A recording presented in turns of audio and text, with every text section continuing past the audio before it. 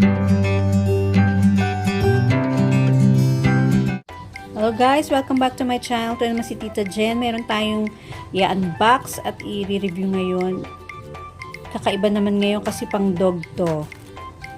Meron kasi akong aspin na ngat-ngat ng ngat-ngat, kagat ng mga sinelas namin tsaka kung anong bagay. Kaya nag-research ako kung anong magandang alternative para maging parang maging mas abala siya. So, nakita ko tong GigWi bulb sa Shopee.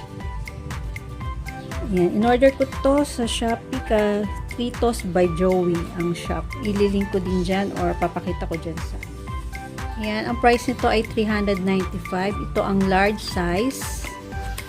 Merong small, medium, and large. Large pinili ko kasi medyo malaki naman yung dog ko. Kahit 5 months old lang siya. Ayan, $395 pero $336 ko nabili kasi meron akong coins. And may libreng treats na pork lang. Ayan. So, ayan. GigWi bulb. Treat dispensing. Rich and enticing texture. FDA approved. Stuffable. Ayan. Every smart dog needs a bulb. So, open natin.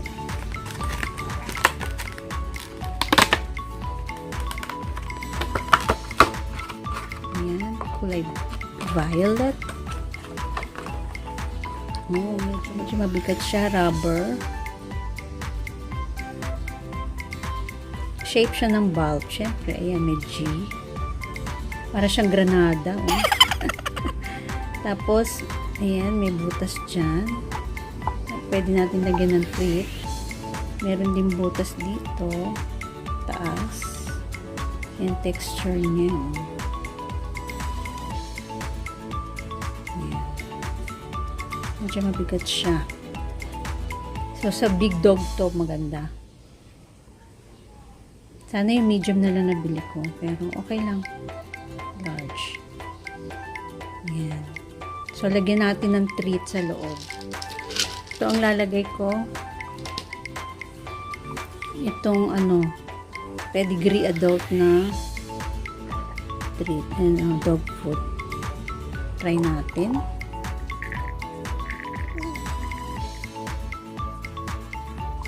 Siguro kahit anong treat din lagay nyo dyan.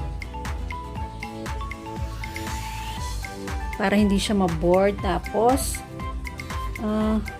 habang nilalaro niya yan, lalabas dyan ng treat.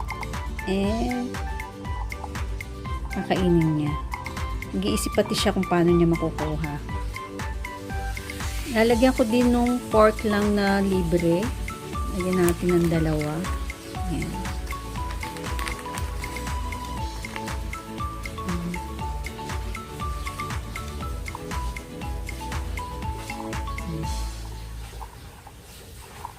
Sana hindi na siya magkakain ng mga tsinelas namin. Ayan. So, bigay na natin sa aking dog na si Maggie ang aking ampon na aspin. Ayan. Tingnan natin kung anong reaction niya. Oops, nalaglag. So, maganda siguro kung medyo malaki yung treat. Pwede rin siguro kung ganito lalagyan natin. No? Yung ganito. Pwede din siguro yung ganito. Ayan. Punong-puno na. Ayan.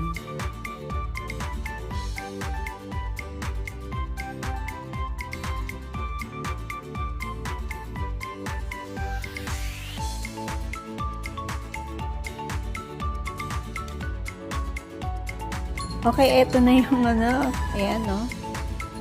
Na natin kay Maggie. Oops, gusto na niya kasi naamoy niya na siguro yung treat.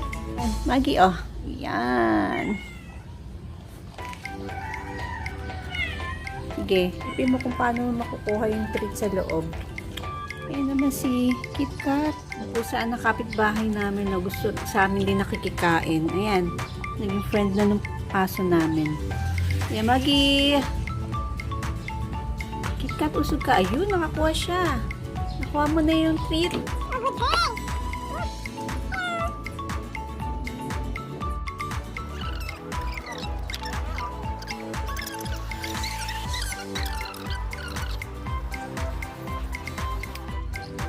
busy si Maggie sa kakain.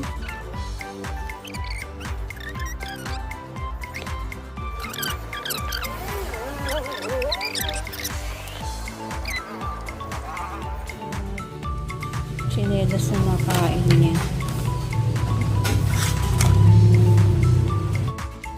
Marami din naman siyang toys, kaya lang siguro since 5 months pa lang siya.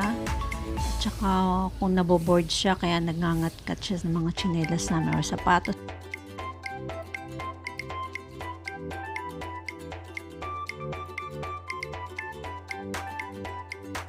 Okay, day 2, morning ngayon. Binigyan ko uli siya. So, ayan. Gusto niya uli. Syempre kasi may treat sa loob. Sana ma-minimize na yung mga pagkagat-kagat niya. Ayan. Okay. Nga pala, visit nyo and follow nyo yung aking Shopee store. Ayan, Tita Jen Shop. Meron akong Tita Jen mga clothes. Mayroon din ako ilalagay na official mga BT21 and BTS official merch.